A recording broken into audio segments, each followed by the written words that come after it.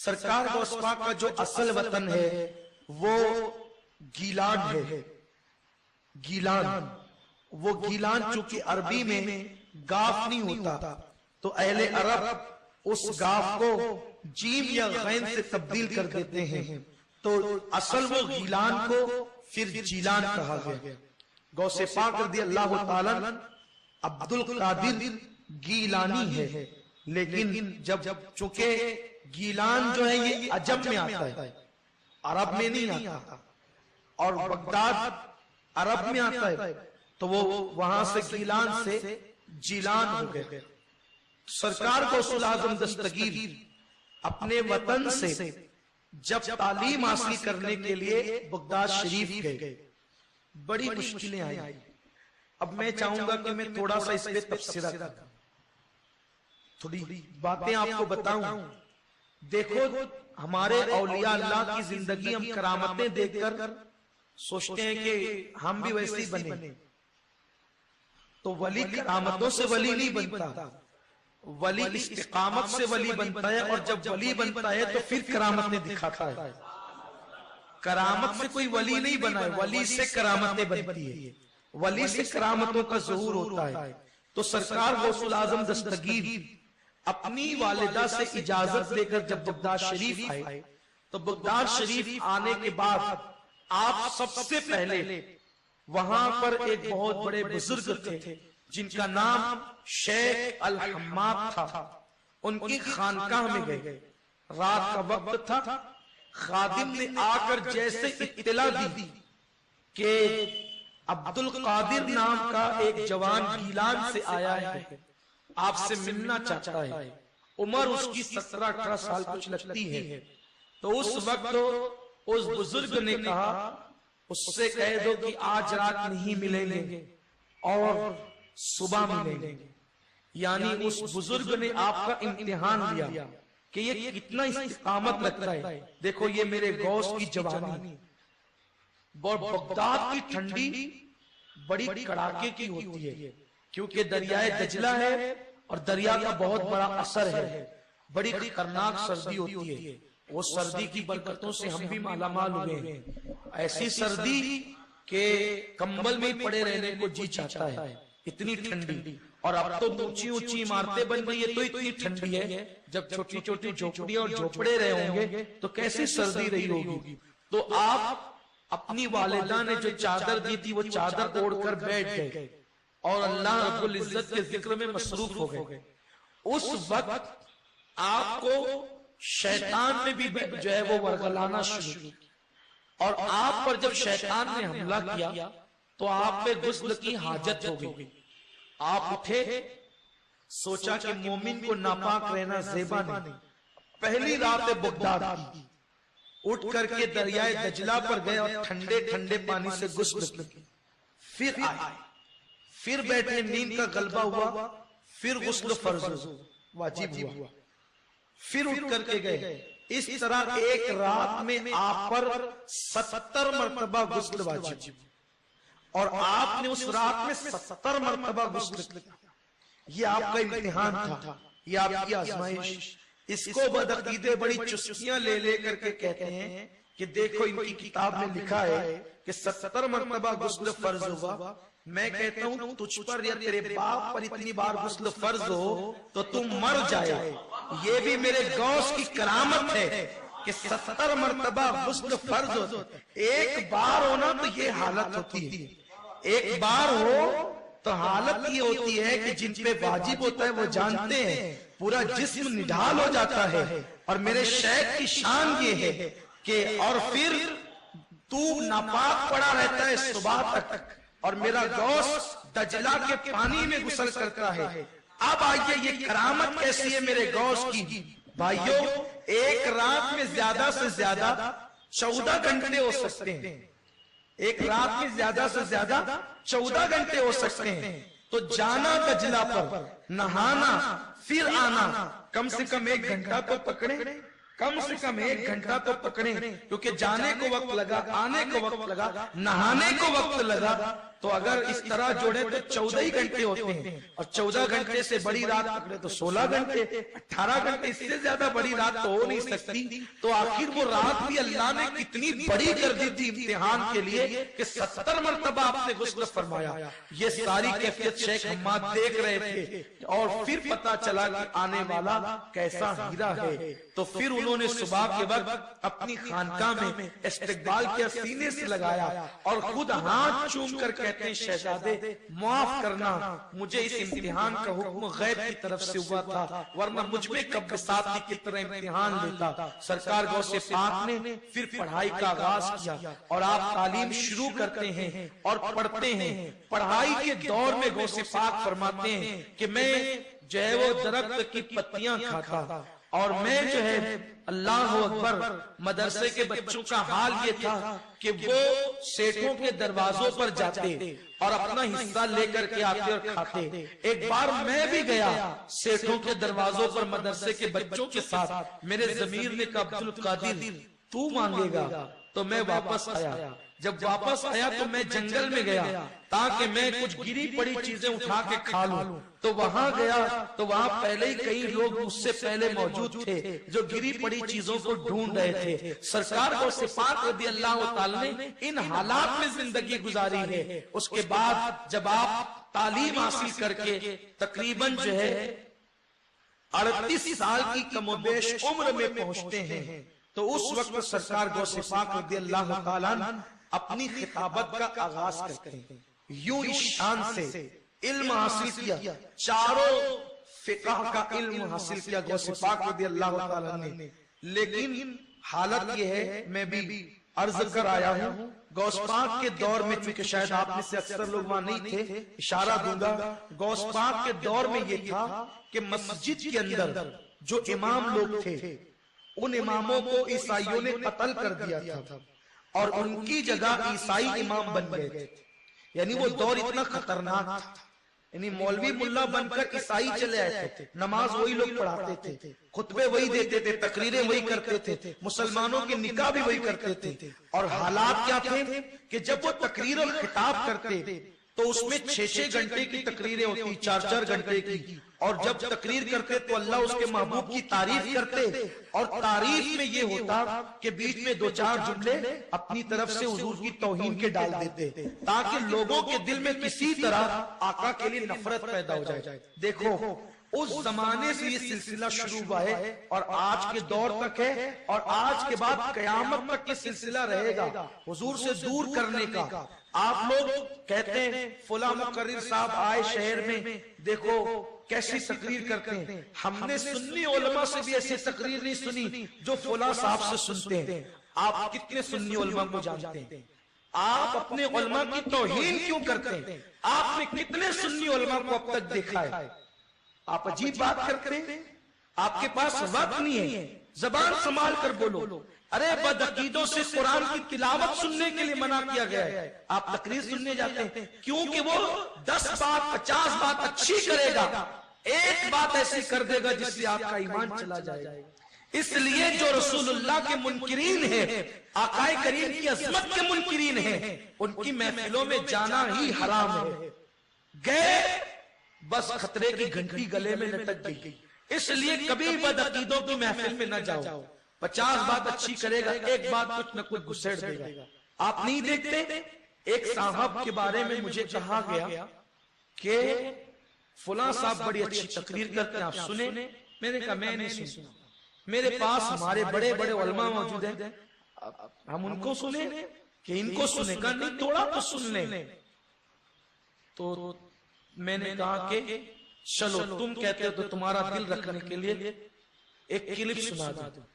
اب وہ کلپ اتفاق سے آئی، میرے غوث کا کرم، وہ حدیث پڑھ رہا تھا کہ اللہ کے نبی صلی اللہ علیہ وسلم نے اپنے صحابہ سے کہا، اے میرے صحابہ، تمہارے بعد جو لوگ آئیں گے وہ میرے بھائی ہوں گے، جو تمہارے بعد لوگ آئیں گے وہ میرے بھائی ہوں گے، اور وہ ایسے لوگ ہوں گے کہ میرے دیدار کو اتنا ترجیح دیں گے کہ دنیا کی ساری نعمتیں دولتیں میرے دیدار کے سامنے ان کو ہیچ لگے گی، یعنی میرے مجھ سے وہ اتنی محبت کریں گے۔ آقا کہتے ہیں کہ وہ میرے بھائی ہوں گے۔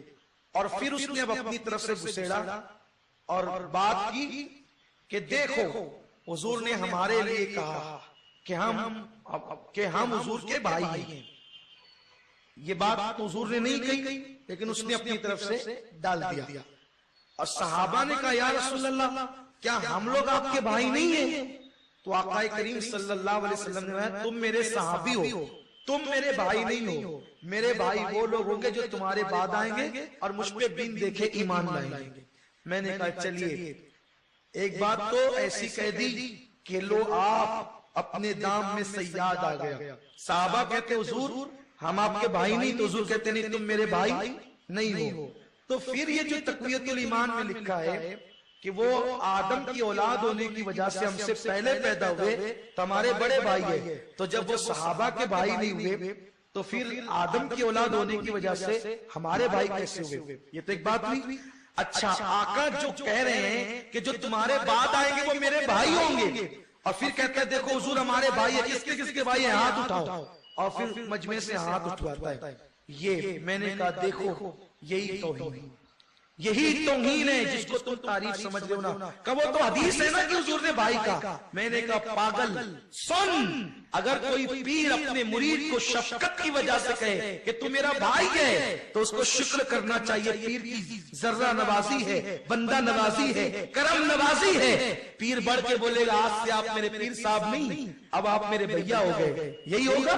نہیں، ارے پیر نے بھائی کا، یہ اس کی کرم نوازی ہے، لیکن تم اس کو پلٹ کر بھائی نہیں کہہ سکتے۔ تو آقا نے ہمیں بھائی کہا، یہ ان کی کرم نوازی ہے، ہم پلٹ کر حضور کو بھائی، یہ حضور کی توہین ہے۔ تب اسے سمجھ میں آیا، اور اس صاحب کو اس نے جو ڈیلیٹ کیا ہے تو آج تک کے بفضل تعالیٰ پھر ان کی طرف نہیں گیا۔ تو اس لیے بدعقیدوں کی گفتگو نہیں سننی چاہیے۔ تو اس زمانے میں بھی ایسا ہی تھا، ایسے لوگ منبر لگاتے تھے اور اونچی اونچی تقریریں اڑان کے ساتھ کرتے تھے، اور ان کو عربی اتنی مضبوط آتی تھی کیونکہ انہوں نے عربی جو سیکھ رکھی تھی، عربی انتہائی مضبوط تھی ان کی، اور سلاست کے ساتھ وہ عربی بولتے تھے۔ تو ان کی عربی کی وجہ سے ان کو بڑا ناز تھا، ہمیں عربی آتی ہے، اور وہ اس میں فلسفے، منطق اور الاں اور فلاں خوب باتیں کرتے تھے۔ غوث پاک سوچتے تھے کہ میں عربی نہیں ہوں، میں تو عجم سے آیا ہوں، تو میں کیسے تقریر کروں گا؟ تو کیا ہوا؟ ایک دن غوث پاک نے خطاب کیا، اور آپ نے جب خطاب کیا تو آپ کے خطاب پر لوگوں نے نکتہ چینی کی۔ آپ نے سوچا اب میں تقریر نہیں کروں گا، اب میں خطاب نہیں کروں گا، اور آپ غمگین ہوئے، گھر گئے، سوئے۔ تو آپ کے خواب میں آقا تشریف لائے، فرمایا بیٹے عبدالقادر تم تقریر کیوں نہیں کرتے، تم خطاب کیوں نہیں کرتے؟ اس کے نانا جان میں عجمی ہوں، یہ لوگ عربی ہیں، میں ان کے درمیان کیا تقریر کروں گا، میں نہیں کروں گا۔ تو آقا نے فرمایا نہیں تم کرو۔ تو اس کی حضور میں کیسے کروں گا؟ تو فرمایا کہ اپنا منہ کھول۔ غوث پاک کہتے ہیں کہ جب میں نے خواب دیکھا تو میرے خواب میں حضور بھی آئے تھے اور علی مرتضیٰ بھی آئے تھے۔ تو جب میں نے منہ کھولا تو آقا نے 7 مرتبہ میرے منہ میں اپنا لعاب ڈالا، اور پھر مولا علی سے کہا علی تم بھی ڈالو، تو علی مرتضیٰ نے 6 مرتبہ ڈالا۔ میں قربان اے مولا تیری عظمت پر، مولا تیری عظمت پہ قربان، کسی کے خواب میں بھی آ کر کے ادب سکھا جاتے ہو کہ حضور نے 7 مرتبہ ڈالا تو علی مرتضیٰ نے 7 کیوں نہیں ڈالا؟ تو علی بتا رہے 7 ڈالوں گا تو لوگ مجھے 7 سمجھنے لگیں گے، اگر 7 ڈالوں گا، اگر میں 7 ڈالوں گا تو لوگ مجھے 7 سمجھنے لگیں گے۔ تو علی نے 6 مرتبہ ڈال کر بتایا علی چچا کا بیٹا ہو کر بھی نبی کے برابر نہیں، 6 مرتبہ ڈالا تاکہ ایک کم میں پیچھے ہوں، ایک قدم پیچھے. تو یارو وہ علی ہو کر کے جب حضور کے پیچھے پیچھے چلتے ہیں تو آج کسی کو جو ہے وہ کیا حق پہنچتا ہے کہ حضور کے برابر کھڑے رہنے کا. اپنی طرح حضور کو کہنا مطلب اعلان نبوت کرنا ہے. نبوت کا در پردہ اعلان ہے. غوث پاک کہتے ہیں میں صبح اٹھا تو میرے منہ میں تقریر ایسے آتی تھی جیسے لوگوں کے منہ میں قے آتی ہے, یعنی روکنے سے نہیں رکتی ہے نا, تو ایسے میرے منہ میں تقریر آتی تھی. اور فرماتے ہیں بندہ اس وقت تک تقریر نہ کرے. اب یہاں جو خطابت کی بات کہنا چاہتا ہوں یہ خطابت کیا ہے, خطابت کیا ہے. فرماتے ہیں جب تک کہ علم چھلکنے نہ لگے اس وقت تک بندہ تقریر نہ کرے. اس وقت تک بندہ تقریر نہ کرے. کہ میں اپنے منہ پہ ہاتھ رکھتا تھا, اپنے منہ پہ ہاتھ رکھتا تھا, لیکن میرا منہ رکتا نہیں تھا حتیٰ کہ میں مدرسہ قادریہ میں بیٹھ گیا. میں مدرسہ قادریہ میں بیٹھ گیا اور میں نے تقریر شروع کی. جس وقت میں نے گفتگو کا آغاز کیا اس وقت میرے سامنے چند لوگ تھے اور فرماتے ہیں پھر لوگ بڑھتے گئے, محفلیں سجتی گئی, بڑھتے گئے. ایک وقت آیا کہ میرا مدرسہ پورا بھر جاتا تھا. پھر فرماتے ہیں ایک وقت آیا کہ جامع مسجد بھر جاتی تھی. پھر فرماتے ہیں ایک وقت آیا کہ وہ منبر اٹھا کر ہمیں عیدگاہ لے جانا پڑا اور پھر وہاں میری تقریریں ہونے لگی. سرکار غوث پاک کی تقریروں کا حال یہ, ہم لوگ تقریر نہیں کرتے, مقرر نہیں ہیں, ہم لوگ ناقل ہیں. جو ان لوگوں سے سنا, جو بڑوں سے سنا, بس وہی نقل کر دیا. تقریر تو وہ لوگ کرتے تھے, اللہ اکبر, وہ مقررین تھے. جب کہتے تھے سرکار غوث پاک کے خطاب کی اثر آفرینی کا عالم یہ تھا کہ جب آپ کہتے نا الحمدللہ تو آپ 2 مرتبہ کہتے تھے. ایک مرتبہ کہتے تھے الحمدللہ, پھر رک جاتے تھے, پھر کہتے تھے الحمدللہ اور پھر خطبہ شروع کرتے تھے. تو جب پہلی مرتبہ الحمدللہ کہتے تھے تو روئے زمین کے سارے ولی بادب ہو کر بغداد کی طرف کان لگا دیتے تھے. کچھ پاگل لوگ چینل شروع کر کے انگلش میں تقریر کر کے سوچتے ہیں ہم کو اتنے ملکوں میں سنا جاتا ہے. او پاگل, تو کوٹ پینٹ پہن کر کے قرآن کی آیتیں صحیح نہیں پڑھ پاتا, ہمیں اتنے ملکوں میں سنا جاتا ہے. سیٹلائٹ کی بھیک پر تو نے اتنے ملکوں میں سنا دیا تو کیا سنایا؟ 900 سال پہلے میرے غوث نے بغیر سیٹلائٹ کے سنا, اور تو ایرے گہروں کو سناتا ہے میرے غوث کی تقریر ولی سن. اور یہ غوث کی شان خطابت ہے. 2 مرتبہ پہلی بار کی الحمد میں جو ہے وہ سارے ولی روئے زمین کے ادھر مخاطب ہوتے تھے. اور صرف ولی ہی نہیں, اس زمانے میں بہت بڑے عالم تھے, جنات کے عامل. جنات نے جا کر کے کہا آپ نے جنات کا عمل کیا ہے, اس ٹائم سے لے کر اس ٹائم تک آپ عمل مت کرنا, ہم میں سے کوئی نہیں آ سکتا. اس عامل نے کہا ہم نے عمل کیا ہے, محنت کی ہے, عمل جب کریں گے تمہیں آنا پڑے گا, وظیفہ جب کریں گے تمہیں آنا پڑے گا. وہ کہتے ہیں ہم نہیں آئیں گے. کیوں نہیں آؤ گے؟ کہ اس لیے کہ اس ٹائم میں غوث پاک کے خطاب کی محفل سجتی ہے اور دنیا کے سارے جنات میرے غوث کا خطاب سننے کے لیے جاتے ہیں. سرکار غوث پاک کی ایک محفل میں 70 ہزار کا مجمع ہوتا تھا, 70 ہزار لوگ ہوتے تھے اور 400 قلمکار ہو کر غوث پاک کا خطاب لکھتے تھے. اللہ اکبر, اس کتاب کی شان یہ تھی, نہ مائک تھا نہ کوئی ظاہری ذریعہ تھا. پہلے بیٹھنے والا جیسے قریب سے شان سے سنتا تھا, آخری بیٹھنے والا بھی اسی شان سے سنتا تھا. اور جب آپ تقریر کرتے عیسائی آتے تو مسلمان ہو جاتے ہیں, فاسق و فاجر آتے تو مسلمان. یہ تقریریں ہوتی ہیں. ہم تو تکرار کرتے ہیں, نقل کرتے ہیں. تقریر وہ ہے جو دل بدل دیتی ہے, خطاب وہ ہے جو زندگیوں میں انقلاب پیدا کر دیتے ہیں. خطاب وہ ہے آنے والے کی دل کی دنیا کو سجا دیتے ہیں. کاش اللہ ہمیں ان کا قطرہ عطا کر دے تو ہماری بگڑی بن جائے. اللہ اکبر. محفل میں آ کر جاہل نہیں، اولیاء علماء بڑے بڑے لوگ آتے تھے، اور کچھ لوگ وہ بھی آتے تھے جو غوث پاک سے عداوت رکھتے تھے. تو غوث پاک کی محفل وہ محفل ہوا کرتی تھی، لوگ بدل جاتے تھے. اور حال یہ تھا، ایک مرتبہ سرکار غوث پاک کی محفل میں دیکھا کہ تقریر شروع ہوئی، بادل جم گئے اور بارش شروع ہو گئی. غوث پاک نے کہا یوں دیکھ کر، اللہ میں ان کو تیرے لیے جمع کرتا ہوں اور یہ بارش سب کو منتشر کر دیتی ہے. بس اتنا کہنا تھا کہ بارش تھم گئی. ایک مرتبہ تقریر کر رہے تھے، ایک چیل جو وہ چین چی کرتے ہوئے گزری، جب غوث پاک کے سر پہ آئی 2 ٹکڑے ہو کر کے گر گئے. آپ اٹھے، تقریر بند کی، اٹھے اور اٹھنے کے بعد جوڑا چھوڑ دیا، وہ چیل پھر پرواز کرنے لگی. تو اختتام